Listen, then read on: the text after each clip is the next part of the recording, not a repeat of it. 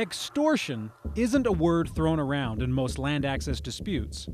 Normally, you have two parties who disagree on an area being open or closed, things get heated, and are finally settled either in public comment or sometimes in court. This last Wednesday at the Carbon County Courthouse, just such a meeting took place. But the road closures that are on the table here are being described by some as land use kidnapping and extortion. You've got the hostage taker holding a gun to the head of the hostage, threatening to kill the drilling program, and telling Bill Barrett Corp, these are my demands and these are the things you're going to have to do.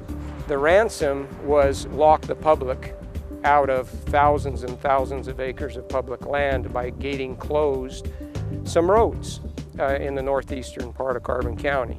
The roads in question lead up canyons in the Tavaputs Plateau area. The Bill Barrett Corporation, a well-known energy developer, has plans to drill for natural gas on the plateau and has been working with environmental groups such as the Southern Utah Wilderness Alliance to extract the resources while protecting the environment. According to the deal reached between the Bureau of Land Management, Bill Barrett, and SUA, the environmental organization demanded either certain roads in the area be closed or the alliance would file lawsuits to hold up the drilling operation for potentially the next decade. Most of these companies, they can't fight a battle for 10 years, where SUA can basically file an appeal and just tie things up forever, which is a job killer. We have a record in Carbon County whereby we have proven, I think beyond a reasonable doubt, for the last 100 years we've been producing energy. And it's ironic that there are those that believe we have done such a poor job that we have to lock up these lands or put gates on roads to protect them.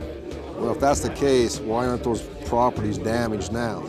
County commissioners, now finding themselves in the middle, trying to protect jobs and access at the same time, said they would not lock the gates before holding public meetings first, which they did this week.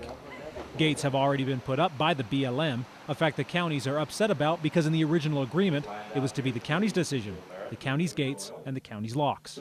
For local explorers and off-road enthusiasts, the loss of these historic trails means an end to over a century of documented access.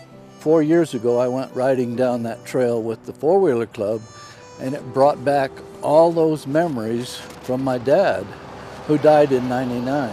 I had planned to go hunting down there with my grandson so he could have some memories of me. But if they close it, all that's gone.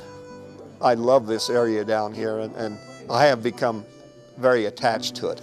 I was so impressed with these people in Price that stood up and said, "Don't take this away from me."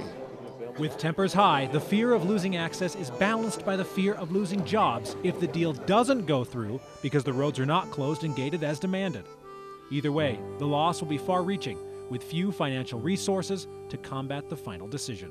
If everybody who is for multiple use would get as involved and be as emotional and be as in touch and active as what the anti-everything crowd does, then the funding would be there. You know, they say they're saving it for the future generation or the next generation. No, they're saving it from every human being around. They consider people to be the destroyers. I consider people to be the managers. And we can use our wisdom to protect the past, enjoy the present, and plan for the future. From the Trailhead, I'm Stephen Heumann.